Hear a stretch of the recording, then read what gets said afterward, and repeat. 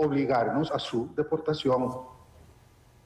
¿Qué tal? Muy buenas noches. Se complica, como ustedes ven, de mala manera la situación para los cubanos en Costa Rica. El presidente y el canciller de ese país están reaccionando de esta manera a titulares aparecidos en la prensa tica. Ahí vemos uno del periódico Extra que dice chorizo millonario con viajes de cubanos. Es decir, chorizo es una suerte de denuncia de que supuestamente hay una suerte de negocio montado en torno a la estadía y a la salida de los cubanos, algo que el gobierno costarricense niega enfáticamente.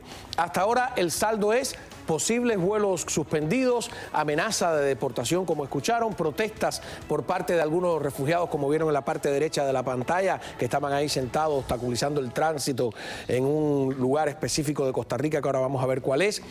Y una de estas protestas pueden ser legítimas, pero otras son sospechosas, pues hay quien dice que detrás podría estar incluso la mano de la embajada castrista, cosa que yo no dudaría, pues quien único parece ganar con el alboroto es el régimen de La Habana, que usa esta crisis humanitaria, como ya sabemos, para presionar a Washington en contra de la ley de ajuste y que tradicionalmente vive de potenciar crisis. En el fondo, detrás de todo lo sucedido hay también intereses económicos muy específicos, pues la ventaja y la desgracia de estos cubanos es que son, desde que salieron de la isla, como ellos mismos dicen, cajeros automáticos ambulantes, ellos y sus familiares aquí en Estados Unidos.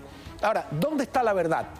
Es difícil averiguarlo, pero haremos el intento esta noche.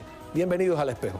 Bueno, muy bien, qué placer de verdad tener aquí a Yalila Morales. La hemos estado viendo a través de los reportajes que América TV hizo desde Costa Rica, conocida ya como la doctora, a su esposo, que es Rodolfo Morales, y esa niña que dice mami, tan bonita, ¿cómo se llama? ¿Elian?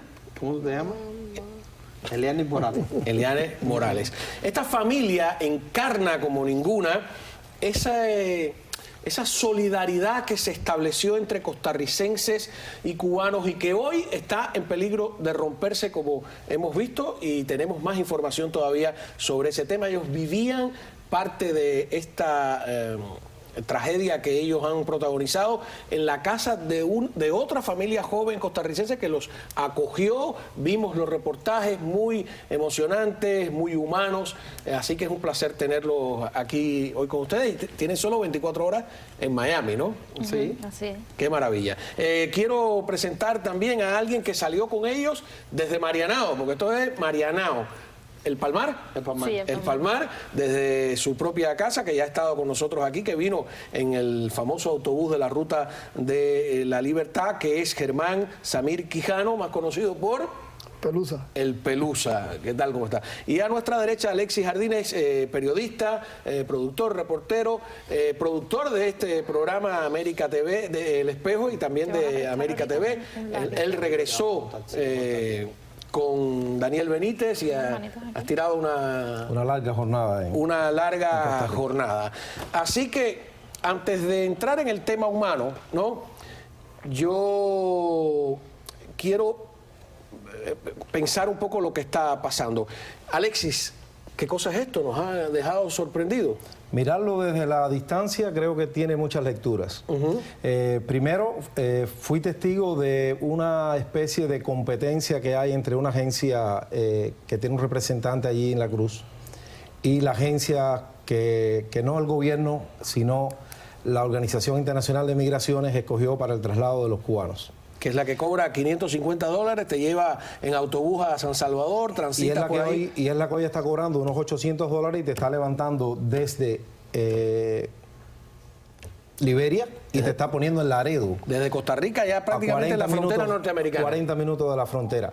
Desde que estábamos allí en la cobertura, hubo un momento en que la prensa estaba entrevistando al canciller, el canciller dando los detalles del vuelo donde salían ellos, y había otra parte de la prensa que estaba entrevistando a este señor, que decía siempre de que ellos tenían una mejor opción para los cubanos. El canciller ha dicho hoy que la única opción que se ha negociado con los gobiernos, la única opción que se le ha dado a estos cubanos es la de venir por la ruta que ha preparado la Organización Mundial de Migraciones. Y le ha dicho a los cubanos hoy, ¿lo toman o lo dejan?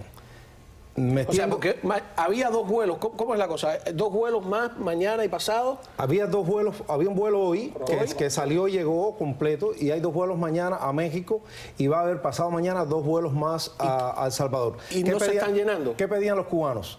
Que le pusieran los vuelos suficientes para irse. Ajá. ¿Qué pasa? Ahora están poniendo los vuelos suficientes para irse, pero no se están llenando. Yo pienso que hay muchas razones. Puede haber un poco de descontrol del gobierno también. ¿Por qué? Porque muchos de los cubanos se fueron. Se fueron en el albergue bilingüe, que era el más grande de la Cruz, cuando fueron a moverlos. ¿Y si hay algunos que no tienen dinero? Se habían ido la mitad. Si hay algunos que dicen, yo no tengo ¿cuánto cuesta para llegar hasta Laredo? Porque estos son los vuelos... 800, ponle 750, 800 Ajá, dólares. aproximadamente 800. Yo no tengo esos 700 y tanto, esos 800 dólares, que pase el que está atrás. ¿Por qué no lo hacen? Que hay gente atrás que está diciendo, yo sí los tengo, déjame montarme en ese vuelo. Ahí es donde está, desde la distancia no podemos saber qué está pasando. ¿Qué está pasando? Ahora, ustedes, hay aquí ahora una discusión tremenda, ¿no? Hay alguna gente que cuestiona, unos que están muy agradecidos de los costarricenses, como ustedes, me imagino, y hay otros que dicen que, bueno, que detrás de todo esto, esa denuncia de chorizo, que quiere decir que hay un negocio interesado detrás de los cubanos, está hecha por un grupo de cubanos. Después hablo con la niña, ¿no? Que quiere decir su opinión. ¿Quién tiene la razón? Yo sé que está poniéndolos en una situación incómoda, porque hablar mal de algunos o bien, pero de todas maneras, ¿quién puede tener la razón? ¿Dónde está la razón? Yo digo que la razón, no sé quién la pueda tener. Está en partes y partes. ¿Por qué? Porque sabemos que la estancia en Costa Rica fue una estancia que nos hizo desgaste física y económicamente. Para todos los cubanos que llegaron ahí, que llegaron con un plan o salieron con un plan de Ecuador, de Venezuela, de cualquier país, y cuando llegamos a Costa Rica, que un país que nos dio la mano, porque nosotros vivimos orgullosos de haber estado en ese país, porque con nosotros fueron formidables personas, todas las personas que nos trataron en ese país. No tengo quejas de ninguna persona de ese país. Desgraciadamente, uno lucha por la supervivencia de tratar de salir de ese país, y alguien tiene que tratar de agarrarse de que le bajen los precios, porque a lo mejor no lo tienen. Pero no pienso que tampoco sean responsables de Costa Rica de que tú no lo tengas. Pero a ver, ustedes que acaban de hacer el trayecto y que llegaron hasta México y tuvieron que ir en un autobús por todo México, ¿cuántas horas? Fuimos 44 horas, 40 horas. Hasta Nuevo Laredo, que es la parte mexicana, Laredo es... Y después allí, o sea, 800 dólares... Yo pienso... ¿Está bien o está mal? Para los cubanos que están ahí, quisiera enviarle este mensaje. Nosotros pagamos 555 pesos... Por ir en autobús hasta San Salvador. No, en avión hasta San Salvador y en autobús hasta México. Hasta México. Y de México... Atravesar todo México de sur a norte. Pagamos 180 80 y algo. pesos. Costaba 120 cuando nosotros estuvimos y ya lo subieron. Por un bus hasta Nuevo Laredo. Hasta Nuevo Laredo. O sea, estamos ya hablando de 180... Sin contar la comida que tuvimos que comer en el camino, lo que nos costó. Y después... Cuando cruzan a Laredo, Estados Unidos, hasta Miami, otro trayecto. Estamos hablando de... El más barato vale 300 dólares, que es una buseta hasta aquí. ¿Entiendes? Es más barato. Entonces, porque los vuelos son imposibles ahora creo el precio. Que los precios de 555 a 800 pesos, sé que hay mucha gente que no lo tiene, pero que es lo mismo. Al final van a terminar gastando. Va a terminar lo mismo. Esa guagua de 120 pesos, primeramente tienes que coger una hasta ahí, hasta Tapachula, para coger la guagua de 120 pesos. Entonces, casi vendría siendo lo mismo. Y te ahorras mucho. Y te ahorra mucho desgasto físico, porque nosotros llegamos muertos. Estando allí nosotros ahora, el precio que se manejaba públicamente, que cobraba un coyote por cruzar de Nicaragua, que es la... 800 mil dólares. 800 a 1.000 dólares. A 1.200 O sea, también. Ahora, doctora, te voy a tutear. Sí, sí. A ti como madre. Le voy a cambiar un poquitico el tono, ¿no? Aquí hay mucha gente que me pregunta por qué me emocioné el día aquel que llegamos, etcétera.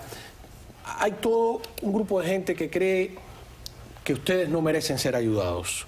en su generalidad. Yo digo todos los días aquí que la mayoría de las personas que conocí son como ustedes. Tú te decías, ¿por qué te ayudaron? Y yo te respondí, porque se ve que son una familia decente, ¿no? Pero ustedes llegan aquí, no tienen mamá, no tienen papá, necesitan, tienes una niña. ¿Por qué te fuiste de Cuba? ¿Por qué has arriesgado todo? ¿Por qué has cruzado selvas, montañas, con una niña pequeña? ¿Qué te motivó? Principalmente tener libertad. Y segundo, darle un futuro mejor a ella, porque en Cuba no se lo iba a poder dar. Iba a estudiar mucho, iba a superarse, porque en Cuba se superan las personas, pero no tienes ni libertad ni oportunidades. Sencillamente eso fue lo que principalmente me motivó a mí como madre. Ahora, la pregunta que te repetimos y repetimos, y la repetimos porque las respuestas son diferentes, ¿no? ¿Valió la pena ese riesgo? Hoy estás acá, pero cuando revisas y piensas por todo lo que pasaste, ¿qué fue lo mejor, qué fue lo peor? ¿Cuál es la lección de vida que has aprendido? Bueno, si tuviera que hacerlo nuevamente no lo haría. O tal vez si hubiese conocido todos los riesgos que se corren, tampoco lo hubiese hecho. Ya no me arrepiento porque ya llegué bien, estoy saludable, ella está perfecta, gracias a Dios. Pero fue un largo recorrido donde aprendí que sí existe el peligro y que estaba cerca de nosotros en todos los momentos. ¿Cuál fue el momento más peligroso donde dijiste, Dios mío, ¿por qué me metí en este problema? Bueno, el primero fue cuando estaba en la lancha. Cuando estaba en la lancha yo... Cruzando de Colombia, a Panamá. Sí, yo recé toda la lancha, estaba todo el tiempo... o sea, no demostraba a nadie, ni a mi esposo ni a mi niña, de que yo estaba llorando, pero las lágrimas me corrían por el rostro constantemente. Aparte que no dejé de rezar desde que salí hasta que llegué. Y luego el otro momento impactante fue el de la loma. Mi esposo no podía con la loma niña. de La Miel a Puerto Valdía o... No, la loma de cuando ya llegas de Colombia, vas en lancha. Cuando llegas a Panamá. Tienes que subir la loma que divide... Colombia de Panamá, es como la frontera. Que es la que hemos visto que tiene al final un letrerito ahí que dice... Sí, bienvenido a Panamá. Que eso es más alto que el Pico Turquino esa loma. Es más alta que el Pico Turquino, lo medimos. Bueno, vamos a ir a una pausa. Cuando regresemos vamos a mostrarle la convivencia de esta familia, que no nos alcanza un programa. Ellos solos son una historia, ¿no? La historia del Pelusa también cuando salió y el dilema político que se está viviendo ahora mismo. Obama parece que va en abril o antes incluso a Cuba. ¿Por qué Cuba está presionando con estas y otras locuras? Vamos a tratar de analizarlo en cuanto regrese.